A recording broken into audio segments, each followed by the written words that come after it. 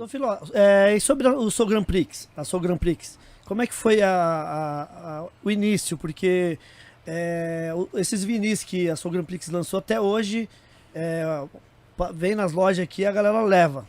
Discos que não param nas prateleiras. Verdade. Como é que foi o início foi uma equipe processo? na época? Como é que foi? Então, Tudo. Vamos lá. Então, na realidade é o seguinte, né? Começa lá com esses bailes, né? Até então, a maior estrutura de baile era dos não negros, né? Certo. Esse Big Boy, etc., que tinha uma aparelhagem top, ele tinha uma rádio que dava o suporte a ele, tinha uma mídia, tinha um jornal, né? Jornal Globo e tal. Então, a estrutura era essa. A outra estrutura era a estrutura de baile, aquele baile tradicional, tipo baile que seria um baile de samba rock aqui, lá era um baile de swing, tá? Entendi. Aquele bailezinho dos coroa e tal, domingo e tal, que a gente curtia, mas não fazia muito a nossa cabeça, porque a gente só estava querendo ouvir uma coisa diferente. Né? Certo. Muito bem, então com isso daí, você tinha o equipamento, né?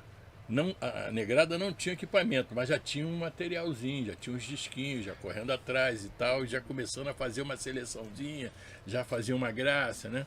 Certo. E isso daí a gente saía por aí querendo onde tinha uma vitrola para tocar. Era mais ou menos isso, que era os hi-fi, né? E aí a gente entrava com o disco, o outro entrava com a vitrola, o outro trazia o Cuba Libre, né? Lá o rum, o outro trazia a Coca-Cola, aí fazia aquela festinha, era isso que rolava. Mas a coisa foi num crescente, isso no final dos anos 60. Eu, particularmente, começo a ter informação do que é a cultura afro-americana, né? A partir dos direitos civis. Naquele momento ali, os americanos, com uma pressão muito forte, né? Da discriminação naquele país, né? Com a luta de Martin Luther King, Malcolm X, né? Os Panteras Negras, e eu já lendo, buscando informação, revista que chegava pelas aeromoças que traziam, né? E discos também, porque a gente só podia ter o disco dessa forma, ou então tu ia comprar lá na Sinfonia, na Moderna Saldo, que eram os locais onde vendia o disco. Chegava a 5, já estava vendido. Já tinha dono já. Já tinha dono, então você tinha que correr atrás de outro caminho. Muito bem. Então, a partir dessa possibilidade, nós conseguimos ter o equipamento. A partir do equipamento, você tem possibilidade de chegar ao mesmo nível daquelas equipes não negras. Certo? Então, teve um cara que eu me inspirei, chamado Mr. Funk Santos, né? Certo. Saudoso Mr. Funk Santos, que nos deixou, que foi o primeiro a fazer um LP de música black, também com suporte do Ademir Lemos, Certo. né? Na gravadora Top Tape. Top Tape. Só que ele começou tocando de que forma? Ele não tinha equipamento, mas ele carregava as caixas dos bailes de rock. Aí ele fez uma composição com os caras. Falei, meu irmão, é o seguinte, deixa esse equipamento aí no clube, eu te devolvo na segunda. Tá? Pode deixar que eu entrego tudo direitinho lá e tal, e a gente não precisa me pagar. Certo. Aí ele fez um baile um baile lá no Catumbi, Mr. Funk Santos, baile do Curte Soul. Me chamou, aí eu fui lá. Meu amigo, quando eu cheguei lá tinham 2.000 blacks, aquele som pesado que nunca tinha, né? O negro não tinha opção de ter um equipamento daquele, ele tocando ali. Só que não tinha mixer, sabe como é que é? Não tinha mixer naquela época. Ele tinha um toca-disco, 2 toca-discos, e aquela chave de telefone antiga que cortava. Então ele já sabia ali naquele suco ali, ele cortava no talo, entendeu? Uau! Fazia a virada. Ali tinha que ser fera mesmo, entendeu? Pô, mano. E era assim que eram os DJs naquela época, da galera começou. Então, eu quando vi aquilo, eu falei, eita, caraca, isso aí é pesado. Ô, meu irmão. Só que nós estávamos, a minha equipe, meu grupo, era do Renascença Clube, que é um clube da comunidade negra, né?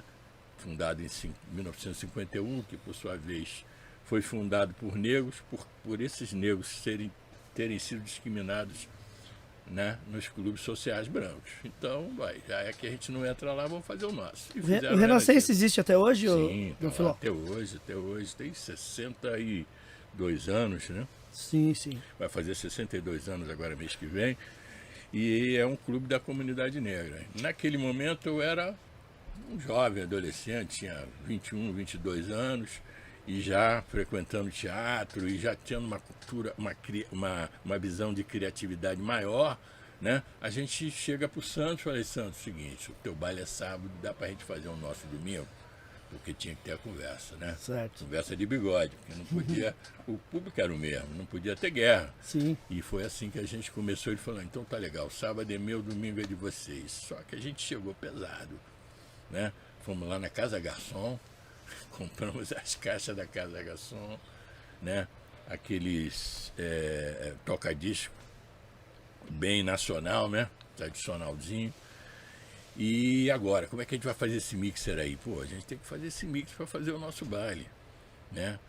Mas antes de fazer o mix, a gente tem que entender como é que vai ser essa sequência, como é que a gente vai tocar. Pô, a gente tem que ter um diferencial do Santos, que ele toca só brau, e a gente tem que tocar uma parada além disso. Muito bem. Aí uma galera começou a pensar no visual da festa, né? Aí eu comecei a trabalhar o conceito. O conceito foi o quê? Naquele momento, a comunidade negra, né?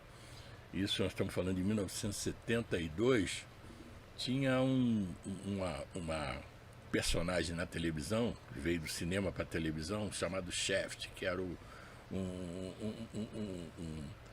personagem, né, um policial do Harlem, mas todo com aquela manha preta, aquela manha, Sim. aquele swing, né? Depois teve a continuação do Shaft com o Samuel Jackson também, né? Exatamente, que é o Shaft já atualizado, né?